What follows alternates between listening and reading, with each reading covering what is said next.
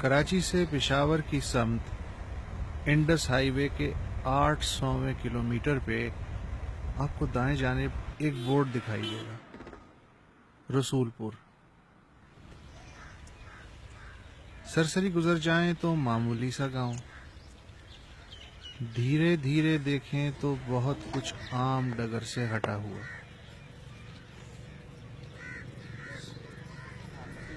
کوئی گلی ٹیڑھی میڑھی نہیں،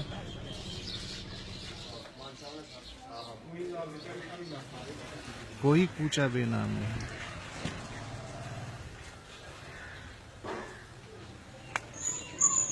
کہیں تو گندگی پھیلی ملے،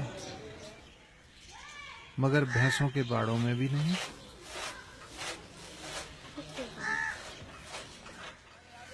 بچے بچیاں جوق در جوق اسکول جاتے ہیں، مگر اس میں بھلا کیا خاص بات ہے؟ سبھی جگہ بچے اسکول جاتے ہیں، کہیں کم کہیں زیادہ۔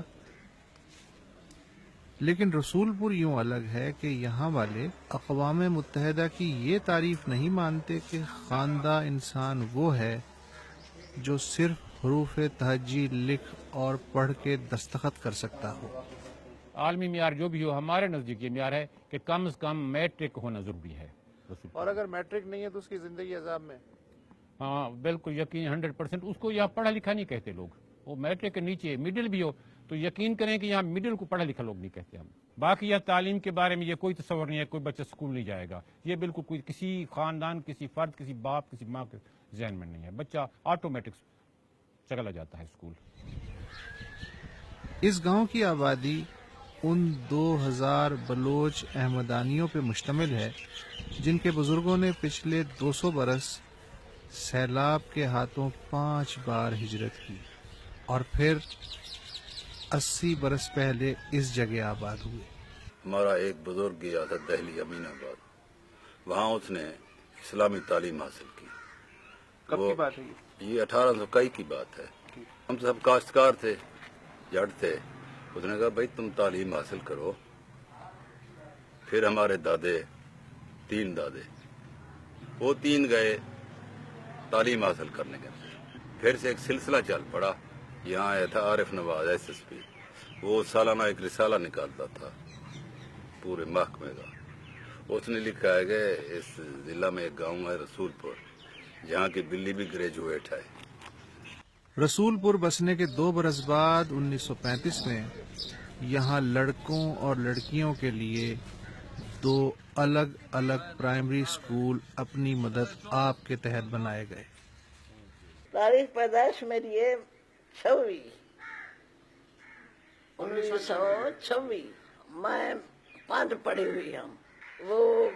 وہ بھی مردوں کے سکول میں میرا امتحان میرے ابا نے دلوایا۔ لڑکیوں کی طرف کوئی بھی توجہ نہیں دیتا تھا، وہ بیچاریاں ایسے بس رول پھیر کے آ جاتی تھی سکول سے۔ پھر جب میں نے پڑھانا شروع کیا تو پھر بہت خوش ہو گئے۔ پڑھائی بھی اردو میں، ہر چیز اردو میں۔ انگریزی مجھے نہیں آتی تھی، نہ میں نے کوشش کی سیکھنے کی نہ کچھ۔ پھر یوں ہوا کہ رسول پور میں طالبات کی تعداد طلباء سے زیادہ ہوتی گئی اور اس رجحان نے یہاں کی سماجی سوچ کو نیا رخ دیا۔ جو فیصلہ مطلب ہوتا تھا اکیلا آدمی کرتا تھا، اب ایسے نہیں ہے۔ گھروں میں عورتوں سے فیصلے بھی پوچھے جاتے ہیں، ان کو ان میں شامل کیا جاتا ہے۔ جو بھی فیصلے کیے جاتے ہیں وہ بھی ہمارے ساتھ شامل ہوتی ہیں۔ اور اس کے علاوہ جو ہمارے عورتیں تھیں وہ صرف ٹیچر کی جاب کرتی تھیں، اب ہماری جو لڑکیاں ہیں وہ MBBS ڈاکٹر ہیں، انجینئر بھی ہیں، وہ بھی باہر جا کر جاب کر رہی ہیں۔ تو یہ بہت بڑی تبدیلی ہے۔ اس سب کے باوجود رسول پور والوں کے کچھ اپنے ہی سماجی ضابطے ہیں۔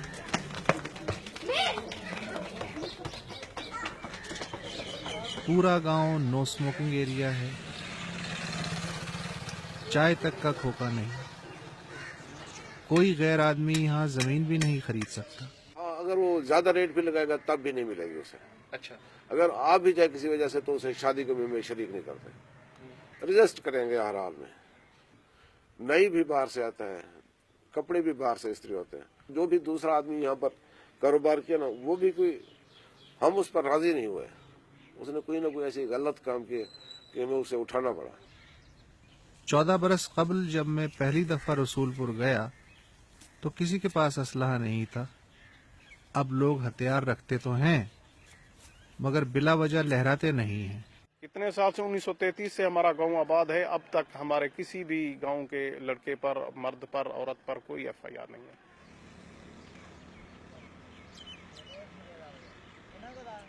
रसूलपुर के चारों तरफ और भी मुताद्दिद कबाइल आबाद हैं, लेकिन उनमें से कोई भी रसूलपुर नहीं।